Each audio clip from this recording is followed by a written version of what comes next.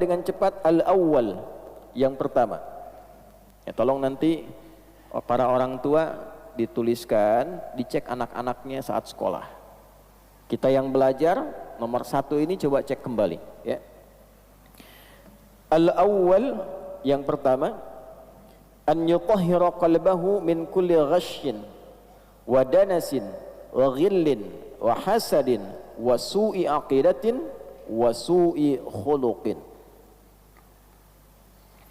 An yutahhira qalbahu, hendaknya seorang penuntut ilmu itu memulai dengan menyucikan hatinya.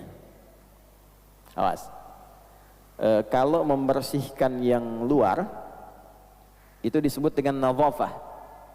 Nadhafa yunadhifu, membersihkan yang luar. Misal, cuci baju ini supaya bersih.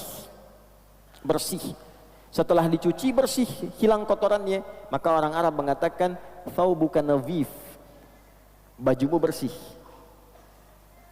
Tapi kalau kita ingin membersihkan yang di dalam, yang tidak tampak keluar, ya, tidak tampak keluar, itu katanya terambil dari kata taharah namanya. Jelas? Ada urid an utahhira qalbi, saya ingin membersihkan bagian hatiku, tak nampak keluar. Gak ada orang mengatakan unadhifa qalbi, maka artinya hatinya keluarin dulu, cuci di luar. Ya.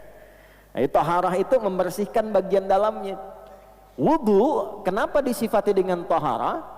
Karena wudu itu walaupun membasuh yang di luar, pada hakikatnya membersihkan fungsinya dari dalam. Ya, Anda kalau baca Quran surah kelima Al-Maidah di ayat yang ke-6, ya ayyuhalladzina amanu idza qumtum ilas salati faghsilu wujuhakum, terus sampai ke bawah tentang wudu, itu ujungnya disebutkan liyutahhirakum, untuk memberikan taharah pada dirimu. Jadi wudu yang benar itu bukan sekedar wajahnya dibasuh, tangan sampai siku, kotoran fisiknya keluar, bukan sekedar itu. Kalau Anda baca hadis Muslim, di hadis Muslim Nabi menegaskan, bersamaan dengan Anda membasuh organ tubuh dalam wudu itu, dengan jatuhnya air membawa kotoran fisik, jatuh pula dosa-dosa keburukan yang melekat pada organ tubuh itu. Itulah wudu. Karena itu disebut juga dengan taharah, bima'nal husnu, sesuatu yang baik yang melahirkan ibadah. Jadi ketika membasuh wajah, bukan sekedar wajah yang dibasuh, fungsi yang melekat pada wajah ini berubah menjadi lebih baik, yang kotornya hilang. Di wajah kan ada mata, di wajah ada lisan, di wajah ada hidung. Jadi kalau orang wudunya benar, itu bukan sekedar raf'al hadathi, menghilangkan yang kotor di wajah, bukan, tapi juga raf'adz dzambi wadzunubi, menghilangkan kotoran dosa, noda-noda yang tak tampak di lisan, di mata, di hidung. Jadi kalau orang wudunya benar itu, matanya nggak lihat maksiat lagi, ada cahaya di matanya. Lisannya nggak bicara yang kotor lagi, keluar kotorannya, ya, mengalir dengan kotoran fisiknya. Itu bahasa Nabi. Makanya selesai kita wudu, kita doa kan? Apa doanya? Asyhadu an la ilaha illallah wa asyhadu anna Muhammadan sallallahu alaihi wasallam. Kemudian Allahumma ja'alni minat tawabin waj'alni minal mutatahhirin waj'alni min ibadikas sholihin.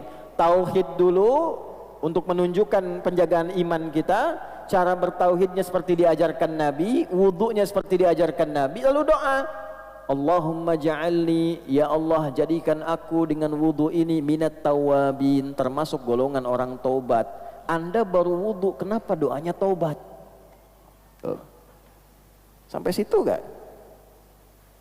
Karena hakikat wudu itu menghilangkan sesuatu yang kotor. Kotor secara fungsi, ini lisan kotor. Maka saat wudu taubat, bukan hanya membuang apa yang ada di mulut, kotoran fisik. Itu kotoran-kotoran non fisik keluar, taubat kita.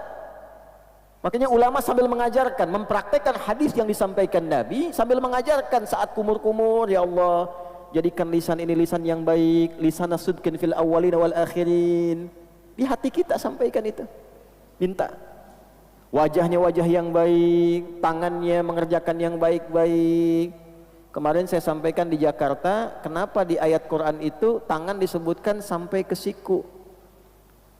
Wa aydiyakum ilal marafiq, wa aydiyakum tanganmu sampai siku. Ila di situ lidilalati ala nihayah, menunjukkan ke ujung. Awal ke ujung, basuh dari sini ke sini. Kalau Anda basuh dari sini ke sini pun sah wudunya. Tapi dari segi mana? Afdolnya dari sini ke sini. Untuk menunjukkan apa? Untuk menunjukkan bahwa organ tangan yang biasa digunakan oleh manusia dan seringkali berbuat salah dengan organ itu, ini dari sini. Sini. Anda bikin status di Instagram kan pakai ini, bukan pakai ini. Huh? Ya kan? Nah, sampai ke situ memahaminya. Ya. Nah, karena kajian saya disertasi itu yang terakhir itu menganalisis bahasa Al-Qur'an 30 juz. Dari tafsir 30 juz. Nah, itu indah sekali. Ya. Nah, semuanya keterkaitan. Jadi begitu selesai kita berwudu, kita bertobat. Makanya orang yang benar wudunya pasti terjaga dari maksiat. Kenapa Nabi SAW mengatakan jaga wudu, jaga wudu, jaga wudu? Intinya dengan wudu yang benar itu menjaga kita dari maksiat. Latihan awalnya nahan batal, ya kan? Ditahan supaya nggak batal. Lama-lama terbiasa. Dan itu ketika dibawa pulang ke akhirat langsung ditandai oleh Allah. Di antara yang dibangkitkan pertama kali kata Nabi dari umatku, dia akan bangkit dengan wajah yang bercahaya, ghurral muhajjalin min atharil wudu, dari bekas wudunya. Para ulama memaknai dua, bekas wudu yang pertama rajin wudu. Makna yang kedua, dari rajin itu terjaga anggota tubuhnya dari perbuatan maksiat. Nah, perbuatan yang menghindari dari maksiat ini, tangan tidak bermaksiat, mulut tidak bermaksiat, telinga tidak bermaksiat, itulah yang menjadikan organ tubuh bercahaya di hari kiamat. Bukan karena airnya. Jadi itulah taharah. Penuntut ilmu saat akan mulai datang ke majlis ilmu, maka para ulama menyimpulkan dari keterangan Nabi, nanti ada hadisnya. Yang pertama dilakukan adalah an yutahhira qalbahu, membersihkan, menyucikan keadaan hatinya sebelum dia menerima ilmu. Ya, saya ambil beberapa referensi. Yang pertama saya ambil nasihat Imam Waqi dulu kepada Imam Asy-Syafi'i dari kalangan salaf yang terdahulu, tersambung nanti ke tabi'in, ke sahabat dan seterusnya. Kata Imam Asy-Syafi'i rahimahullahu taala, syakautu waqi'an an su'i hifdhi. Saya pernah konsultasi kepada Imam Waqi guruku tentang kurang bagusnya hafalanku. Kira-kira kalau Imam Syafi'i kurang bagus hafalannya sebagaimana ya? Mungkin titik beda sedikit dengan koma mungkin ya? Ya. Itu disebut masih kurang bagus. Karena di ilmu hadis itu kan Imam Syafi'i itu ahli hadis juga. Imam dalam fikih, imam juga dalam tafsir, imam dalam hadis. Mujtahid mutlak. Kalau mujtahid mutlak itu sudah nggak usah ditanya itu. Quran, tafsir, hadis, fikih, usul fikih dan sebagainya. Ya, di ilmu hadis itu kalau ada lupa sedikit aja, nanti turun kualitasnya. Ya, itu nanti tanda yang kedua dari 5 syarat hadis sahih. Mattasala isnaduhu binaqlil adid dhabiti anil adid dhabiti min ghairi syudzudin wala illatin qadihah. Syarat hadis sahih itu 5. Muttasil sanadnya, bersambung sampai ke Nabi sallallahu alaihi wasallam. Nah, orang-orang yang bersambung itu diteliti lagi. Satu, punya sifat adil enggak? Yang kedua, dhabit enggak? Dhabit itu kuat hafalan sehingga kalau ditanya enggak robah-robah. Ditanya sekarang, 5 menit kemudian, besok, 2 bulan kemudian, jawabannya masih konsisten sama. Beda sedikit saja, turun kualitas dari sahih jadi hasan.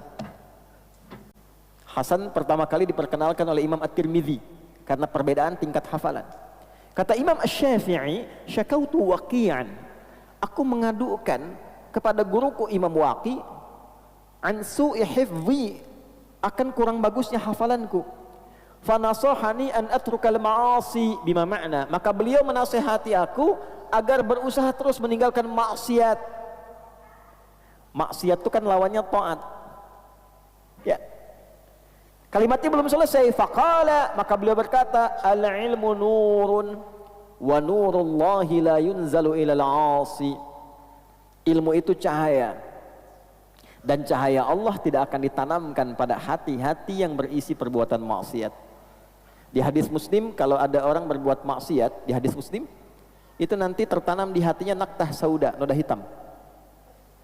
Kalau terus berbuat maksiat, kumpul, ketutup cawan hatinya. Kan ilmu yang bagus tuh masuknya ke sini, Pak, Bu. Bukan ke sini. Kalau ke sini jadi hafalan. Kalau ke sini jadi amalan. Kalau ke sini Anda hanya akan pandai berdebat. Kalau ke sini Anda akan pandai mencari hikmah untuk mencari kebenaran. Ke sini pembenaran, ke sini kebenaran. Nah, kalau hatinya tertutup seperti ini, alhamdulillah, ini. Jadi mau dimasukkan apa aja susah, balik. Nah, cahaya Allah itu tidak akan sampai ke hati orang-orang yang dipenuhi kotoran maksiat. Jadi ingin memberikan kesan bahwa ilmu itu nanti ada dua. Ilmu yang berkah, ilmu yang tidak berkah. Nah, ilmu yang berkah itulah yang disebut dengan nurun, cahaya. Ya, Allah nurun alan nur, cahaya di atas cahaya. Artinya apa? Pemberi semua sinar segala kebaikan.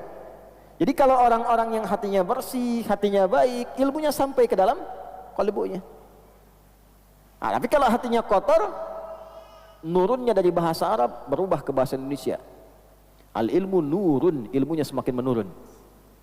Kurang nggak sampai. Yang harusnya bahasa Arab jadi bahasa Indonesia. Nah, ini satu ya. An yutahhira qalbahu, membersihkan dulu hatinya.